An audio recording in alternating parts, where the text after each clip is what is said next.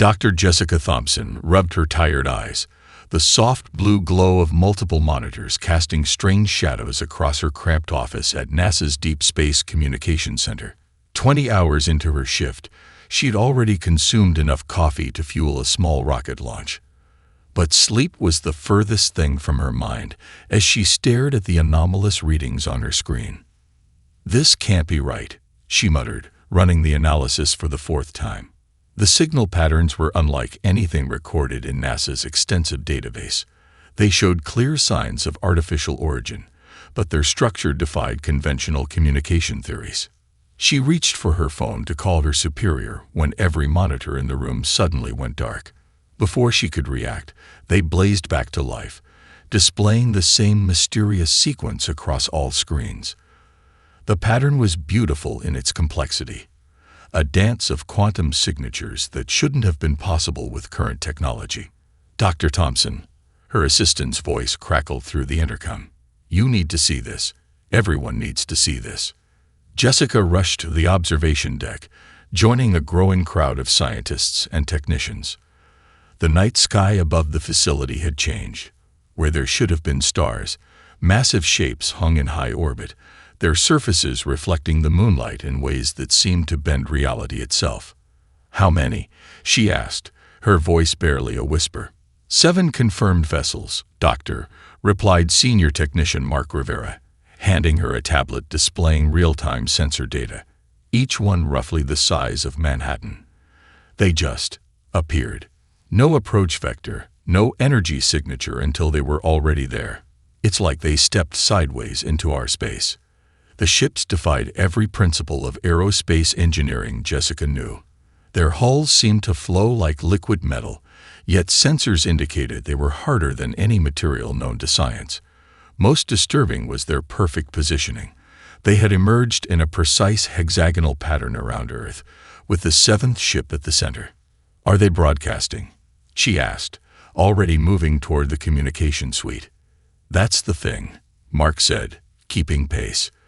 "They're not just broadcasting. They're broadcasting on every frequency simultaneously, including several we didn't know existed." And he hesitated. "They're using English." The message was repeating on every screen in the facility. "Greetings, developing species designation. Human. Your recent achievements in quantum fold technology have brought you to the attention of the Galactic hegemony. Stand by for preliminary evaluation and categorization." Jessica's tablet chimed with an incoming video call from the Pentagon. She answered to find herself facing a panel of grim-faced military officers and government officials. "Dr. Thompson," began General Williams, "you're our leading expert in xenocommunication theory. What are we dealing with here?" "Sir," Jessica started, her mind racing to organize her thoughts. "Based on their technology level and the way they've approached us, we're dealing with a Type IO civilization at minimum. Their ships show capabilities we've only theorized about, but something's off about their message." She pulled up the signal analysis on a separate screen. "They're calling us a developing species, but the complexity of their transmission suggests they've been studying us for years, possibly decades. They know exactly who and what we are. This isn't first contact. It's just the first time they've chosen to reveal themselves." The general's expression darkened. "And why now? What changed?" "Our quantum fold drive test last month." Jessica realized, the pieces falling into place. We did something they didn't expect, something that forced their hand. Before anyone could respond, every electronic device on Earth flickered simultaneously.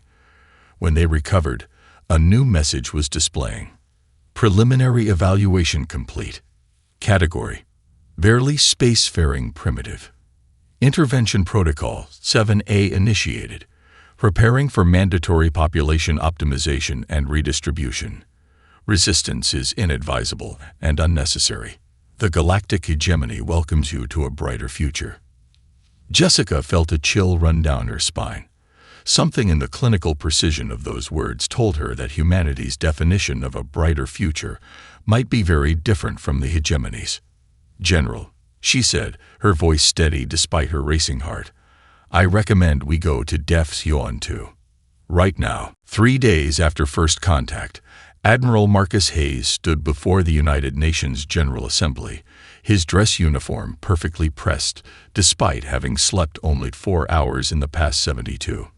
The chamber hummed with nervous energy as representatives from every nation waited for the hegemony's formal address. The quantum fold drive test, he said, his voice echoing through the hall, was supposed to be humanity's first step to the stars. Instead, it rang a dinner bell we didn't know existed. The chamber's lights dimmed without warning. Above the podium, air shimmered and condensed into a towering figure that seemed to be made of living crystal. The hegemony representative's translucent form caught and refracted light in mesmerizing patterns, but its voice emerged flat and mechanical. Honorable representatives of Earth, it began.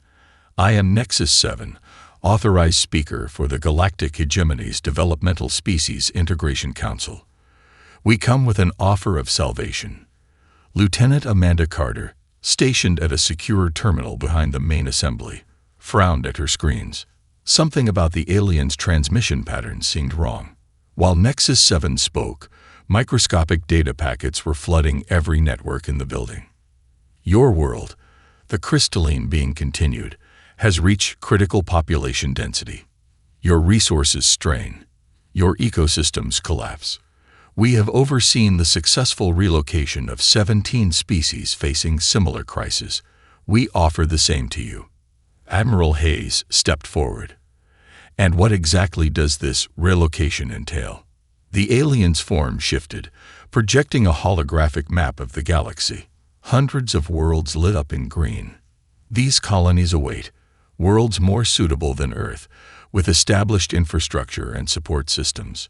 We will transport 90% of your population to these new homes, leaving Earth with a sustainable number of inhabitants. Carter's fingers flew across her keyboard. The hidden data streams weren't just communication protocols. They were carrying vast amounts of encrypted information, far more than needed for a simple diplomatic exchange. And if we decline? Hayes asked, his voice steady. Nexus 7's crystalline form pulsed with subtle red undertones. To demonstrate the seriousness of your situation, the being made no visible gesture, but suddenly every electronic device in New York City went dead. Traffic lights, phones, computers, even backup systems, everything switched off simultaneously. After 30 seconds of chaos, power restored. That was a localized demonstration, Nexus 7 stated. You have 1 standard month to prepare your population for relocation. This is not a negotiation. It is salvation. As the chamber erupted in protests and questions, Carter isolated one of the hidden data streams. For a fraction of a second, she glimpsed something in the decrypt, coordinates, transport schedules, and what looked like behavioral modification protocols. The holographic alien raised its crystalline arms. We understand this news may cause distress. To ease your transition, we will begin sharing certain technological advances. Your species has potential. Under hegemony guidance, you will flourish. Hayes caught Carter's urgent hand signal. She had managed to route the secure message to his neural implant. THEYRELYN. Massive data leak.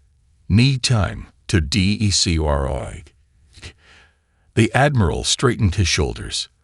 The nations of Earth thank the hegemony for their generous offer. We request the full month to properly organize our response and prepare our people. Nexus 7's form shimmered with what might have been approval. Granted, we will provide detailed relocation schedules within your planetary rotation. Remember, resistance is inadvisable and unnecessary. The hologram dissolved, leaving the chamber in stunned silence. Minutes later, in a secure room beneath the UN building, Carter displayed her findings to Hayes and a select group of world leaders. Their transmission carried petabytes of encrypted data, she explained. Most of it was heavily secured, but I caught fragments. Sir, they're not just relocating people. These protocols, these schedules, they're processing procedures.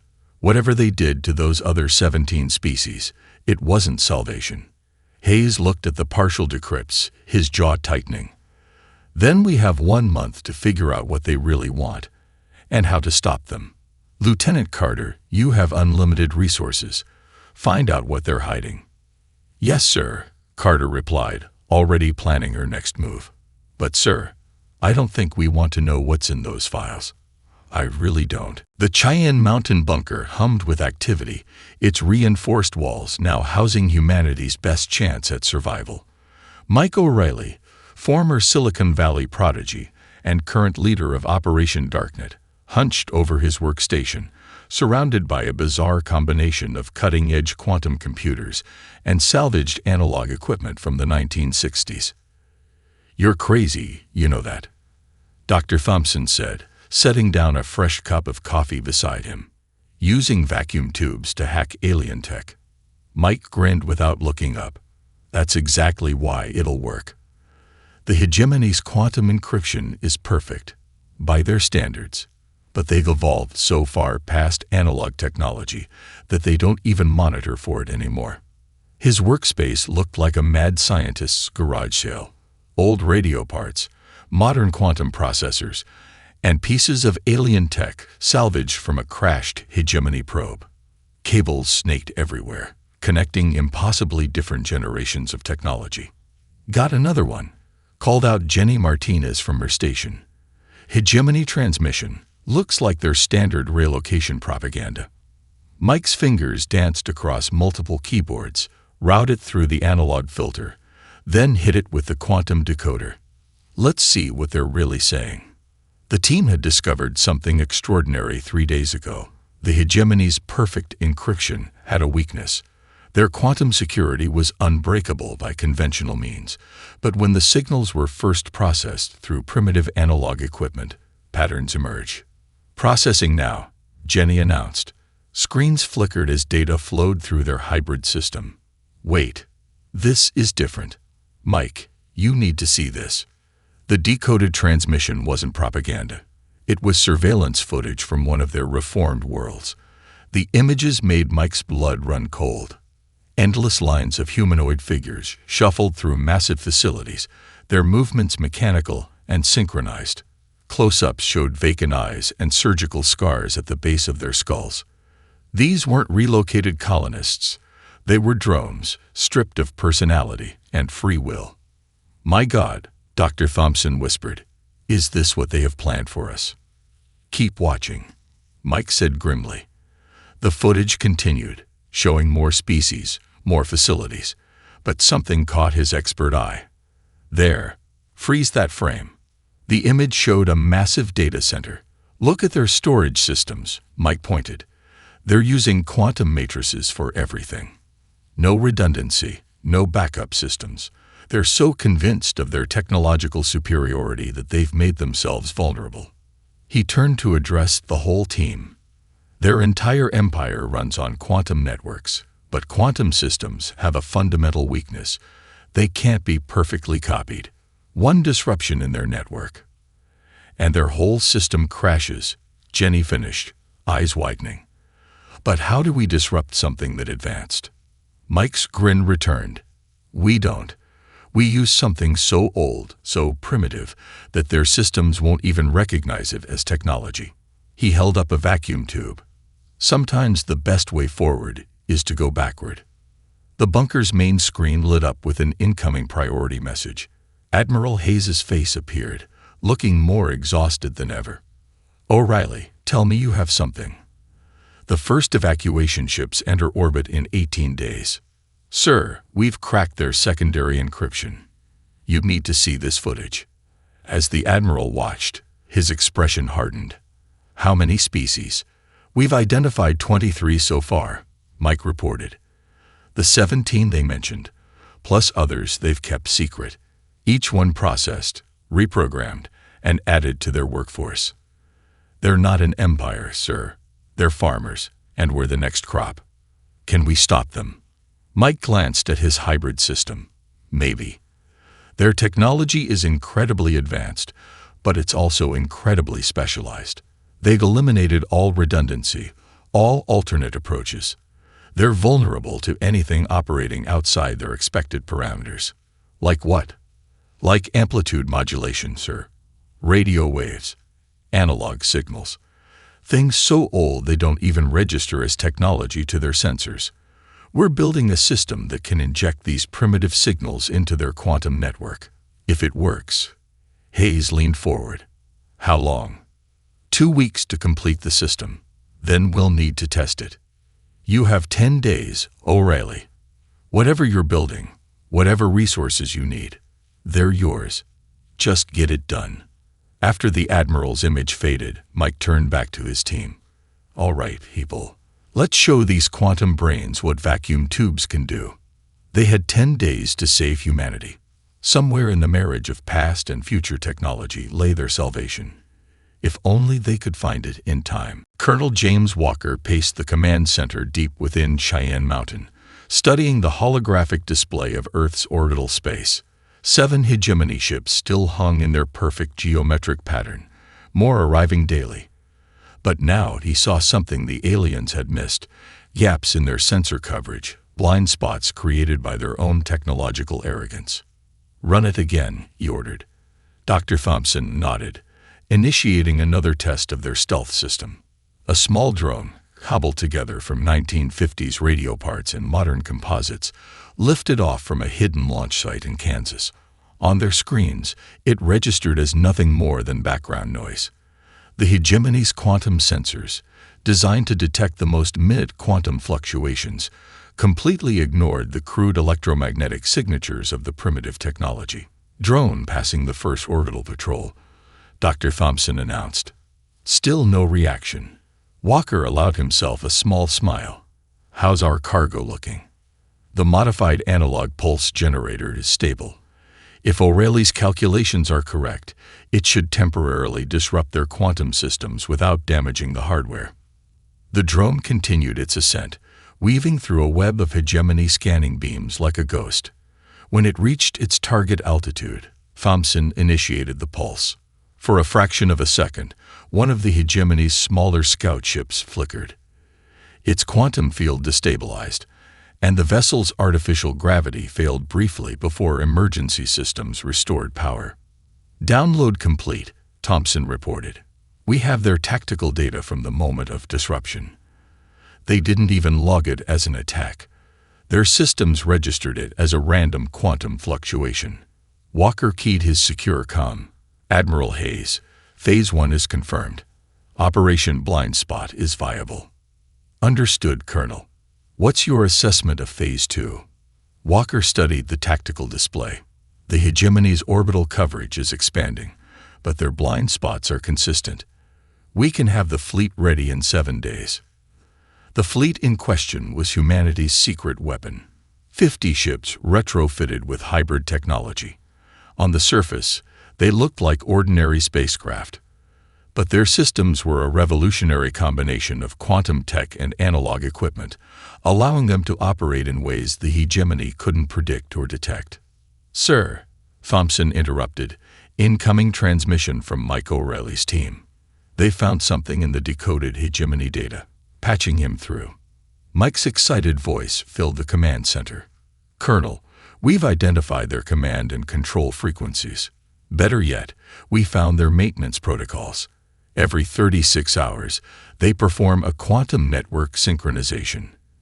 During that process, their systems are briefly more vulnerable to our analog disruption.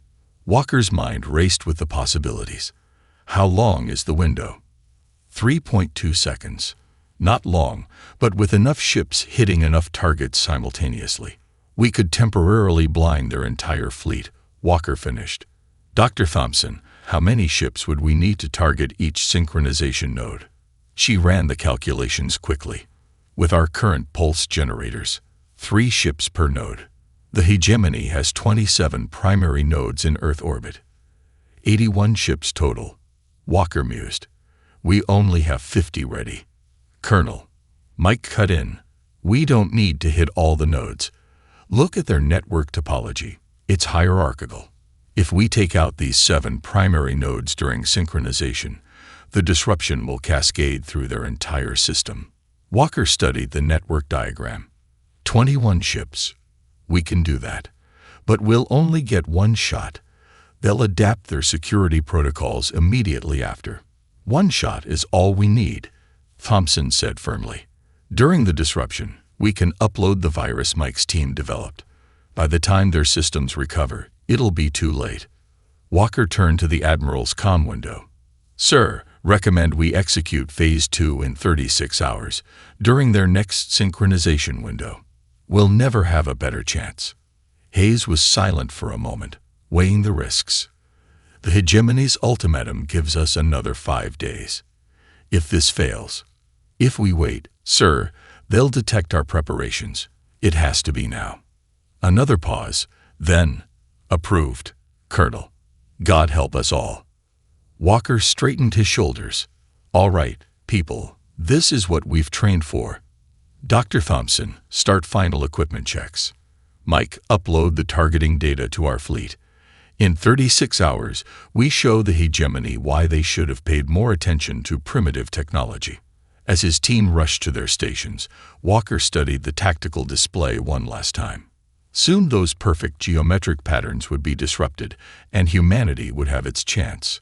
They just had to hope their ancestors' forgotten technology would prove strong enough to crack the hegemony's quantum armor. Dr. Rachel Martinez stood in the fleet's command ship, her hands steady as she made final adjustments to the blackout device. The culmination of human ingenuity and desperation, it looked deceptively simple.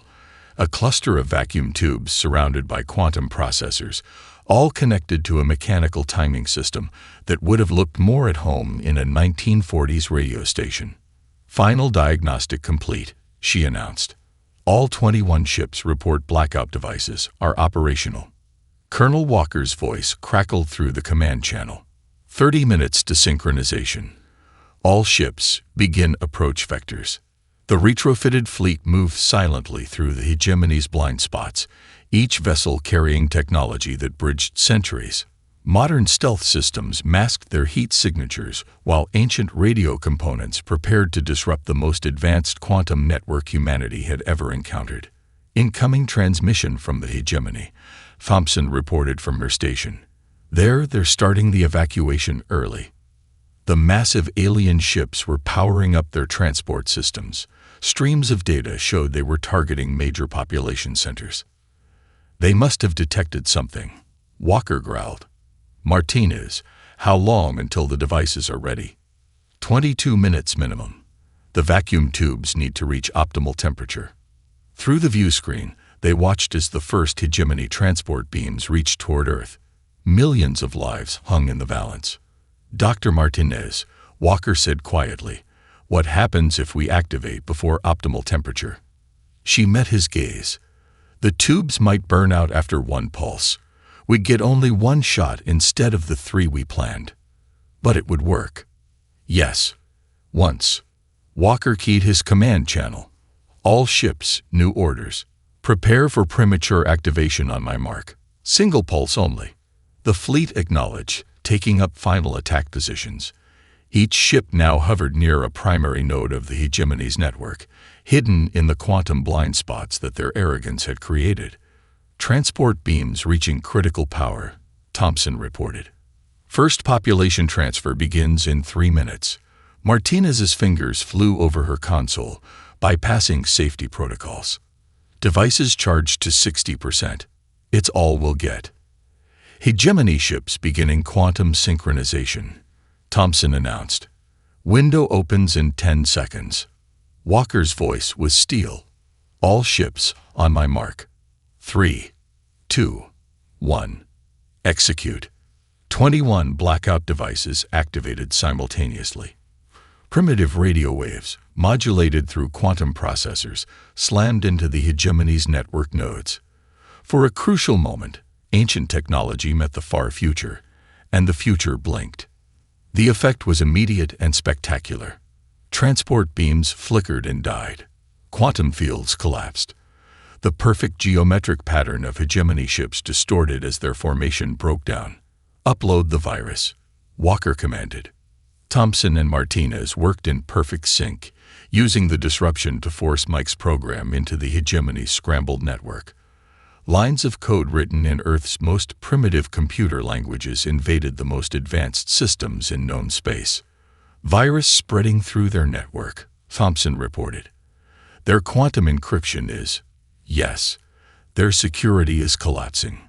The command ship's screens filled with cascading data as the hegemony's secure channels broke open.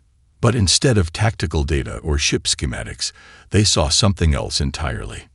My God, Martins whispered. These are distress calls, thousands of them, from all over their empire. The suppressed consciousness of every species they've enslaved. Our disruption woke them up. The hegemony ships were in chaos. Their crews, many of them mind-controlled drones from conquered species, were suddenly free-thinking again. Centuries of suppressed identity and memory flooded back through the neural implants that were meant to control them. Message from Admiral Hayes, Thompson called out. The hegemony's orbital platforms are powering down. Ground forces are standing down worldwide. They're retreating. Walker allowed himself to breathe.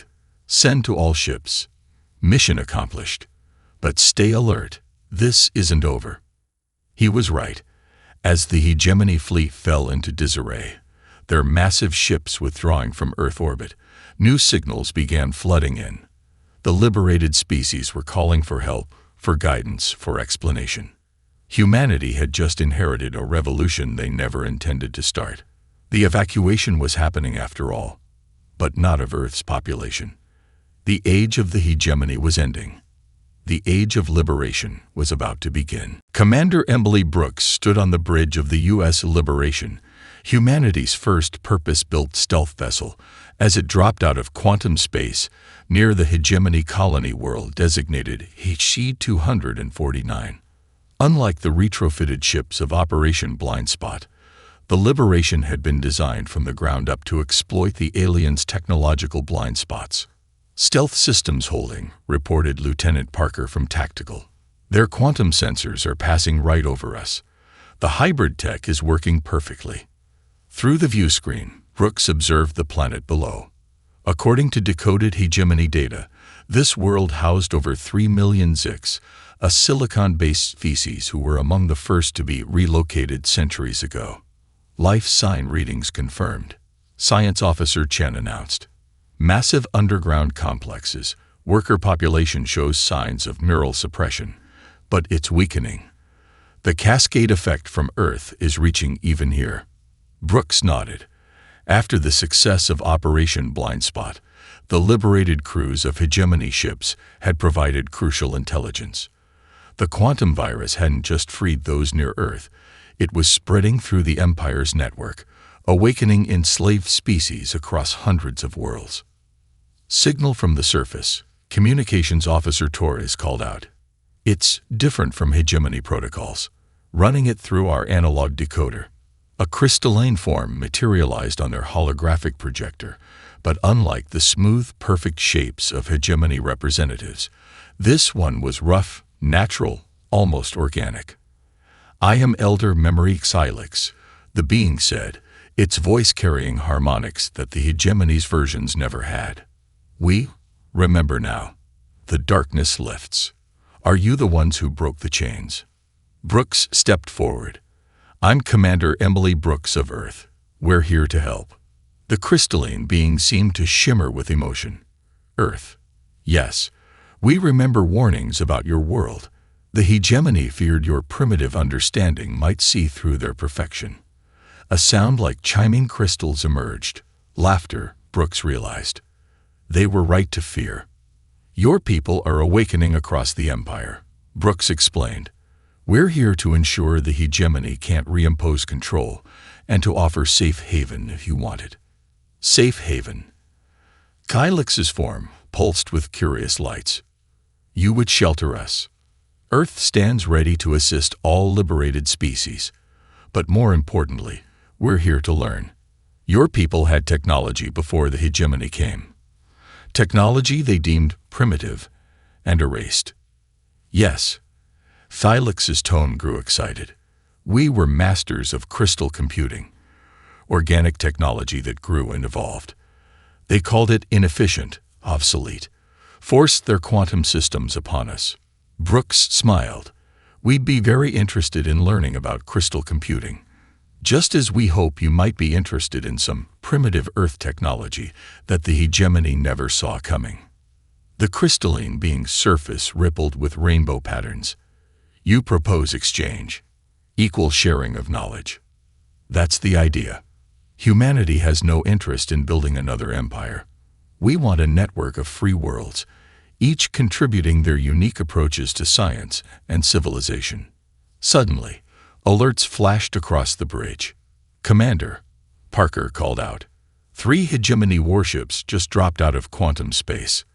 They still have drone crews, must not have gotten the viral update yet." Brooks straightened her uniform. "Elder Memory Xylix, it seems we'll have a chance to demonstrate our commitment.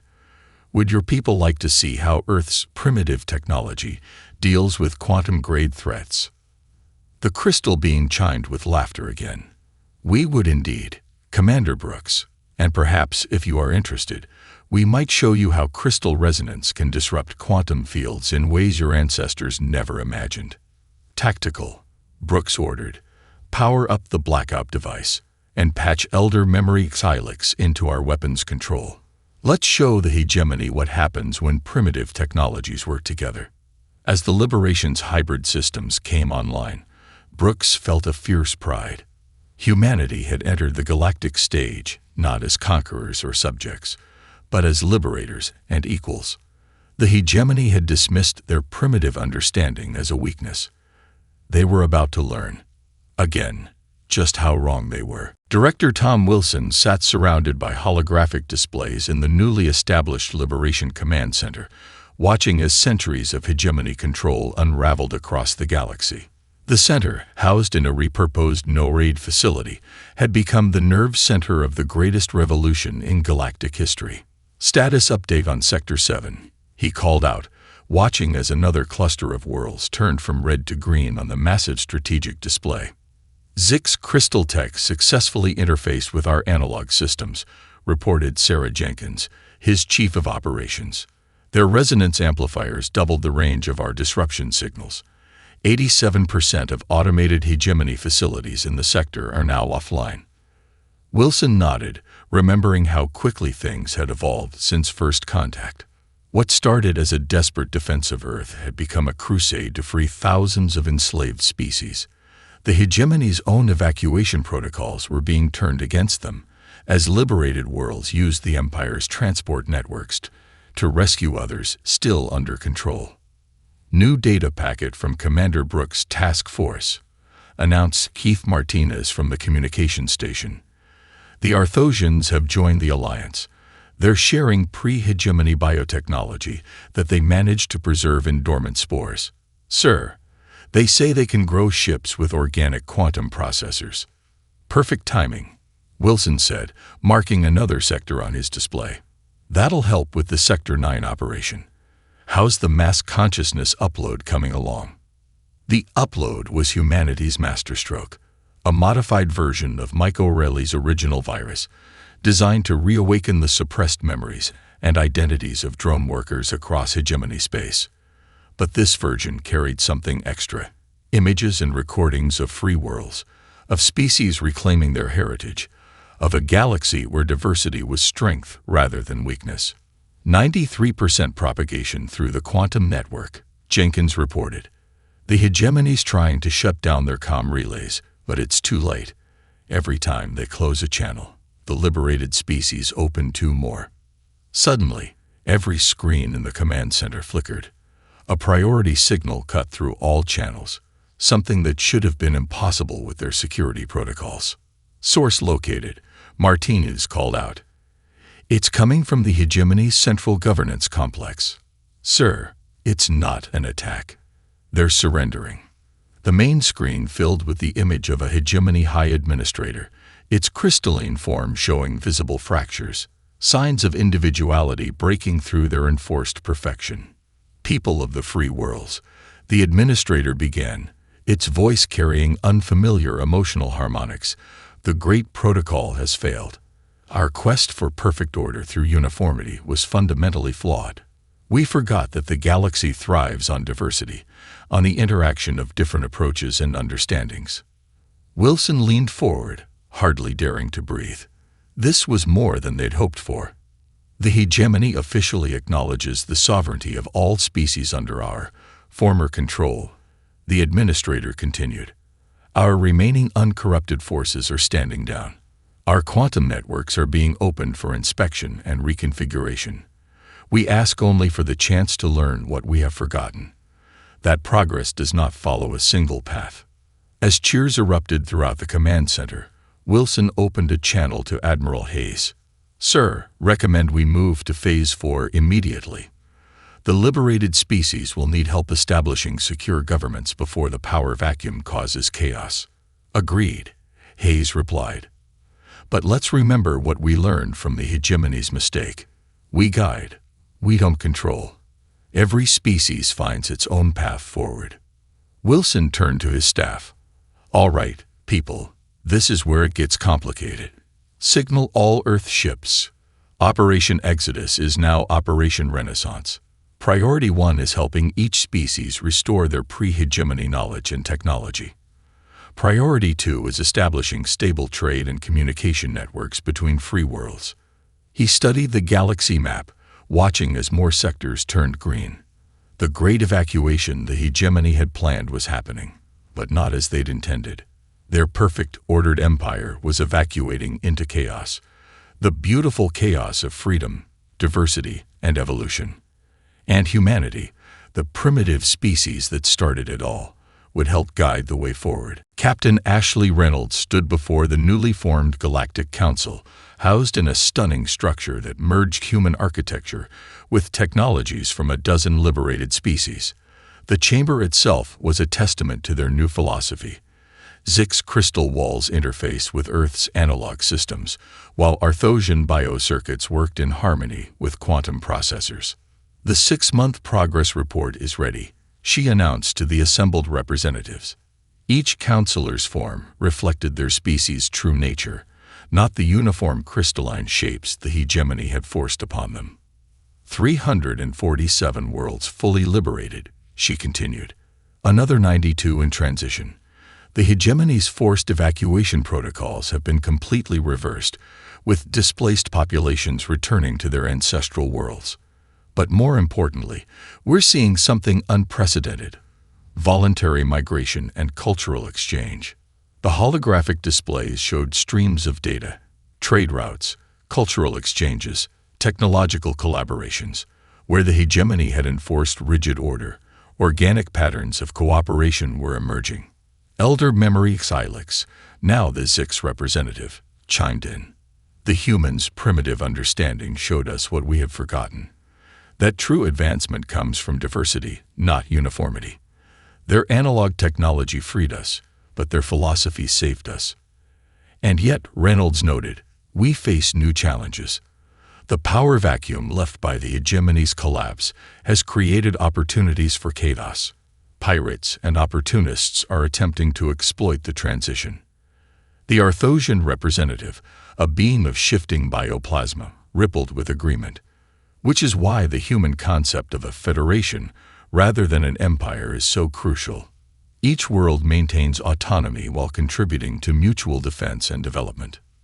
Reynolds nodded, bringing up new displays. The joint fleet exercises have proven remarkably successful. Earth's hybrid ships now work alongside Zix crystal vessels and Arthosian living cruisers. Each brings unique advantages that complement the others. And the former hegemony worlds? Asked a representative from one of the newest liberated species. Adapting well to independence, Reynolds reported.